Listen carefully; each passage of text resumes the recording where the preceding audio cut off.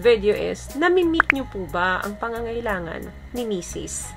Nami-meet nyo po ba ang mga pangangailangan ng inyong girlfriend? Kaming mga kababaihan po, kaming mga wives, kaming mga girlfriends, ay meron talagang basic needs in order for us na mahalin namin ng lubos ang aming mga kapartner. Ang relationship po ay isang trabaho na kailangan araw-araw mong pinapasukan. Hindi po pinapasukan na kung ano yung nasa isip nyo.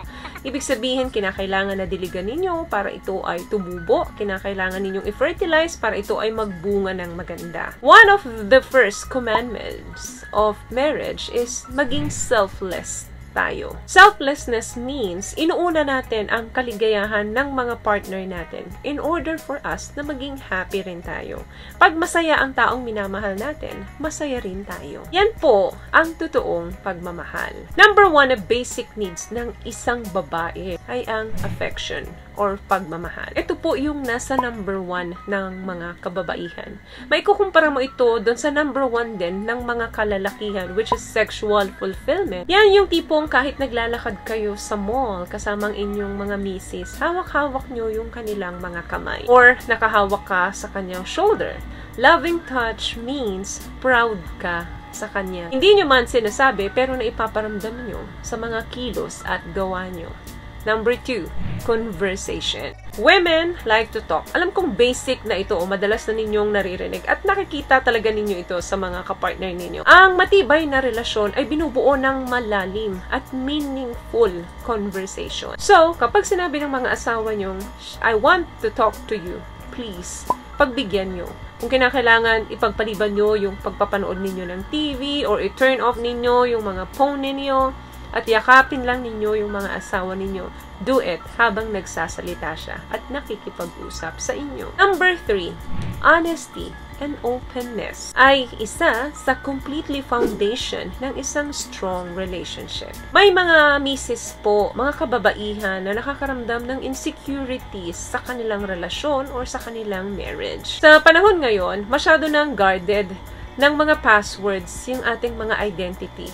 Maski na doon sa mga misis natin. Kung sakaling hingiin niya yung mga password mo, bank account password, social media passwords, huwag mong ipagdamot yun sa kanya. Lalo na kung wala ka namang tinatago. At kapag may tinanong naman siya sa'yo, sagutin mo siya ng totoo.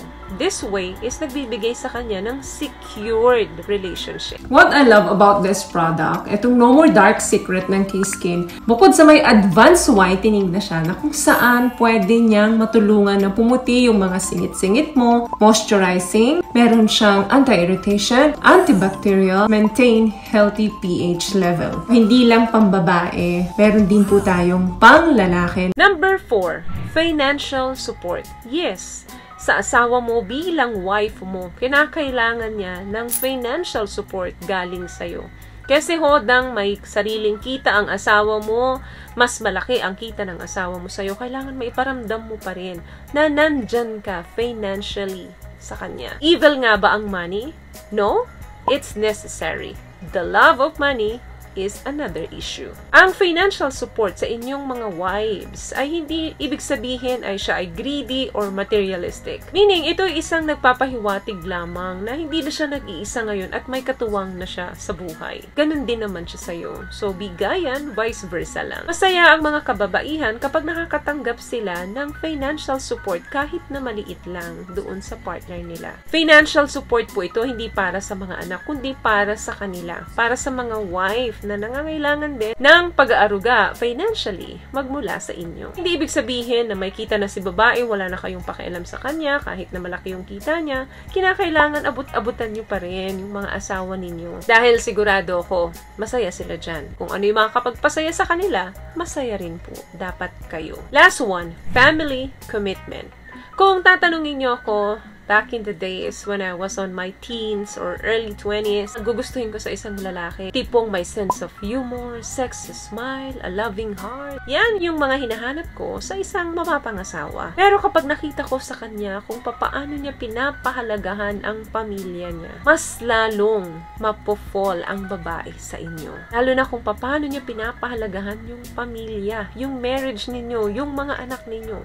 mas lalong mai-in-love ang mga asawa ninyo sa inyo. Kinakailangan na palaging family first at wala nang hihigit pa doon para sa mga kababaihan. Kundi i-priority niya palagi, unahin niya palagi ang kanyang pamilya. Whether your marriage is on the rocks or kahit na gaano pakatibay yung marriage ninyo, kinakailangan na i-apply ninyo ang mga napag-usapan natin dito dahil ang absolute na magbe-benefit nito ay kayo rin naman. Kapag masaya ang mga wives sa loob ng tahanan, magiging harmonious ang pagsasama ninyo.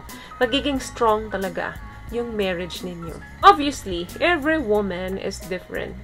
Pero itong 5 basic needs ng mga kababaihan, pag ito ay naibigay ninyo, na-meet ninyo, paniguradong ang relasyon ninyo ay magiging masaya at matagumpay hanggang dulo. So, yun lamang guys ang video natin for today. I hope nakatulong po ang mga tips na napag-usapan natin dito ngayon.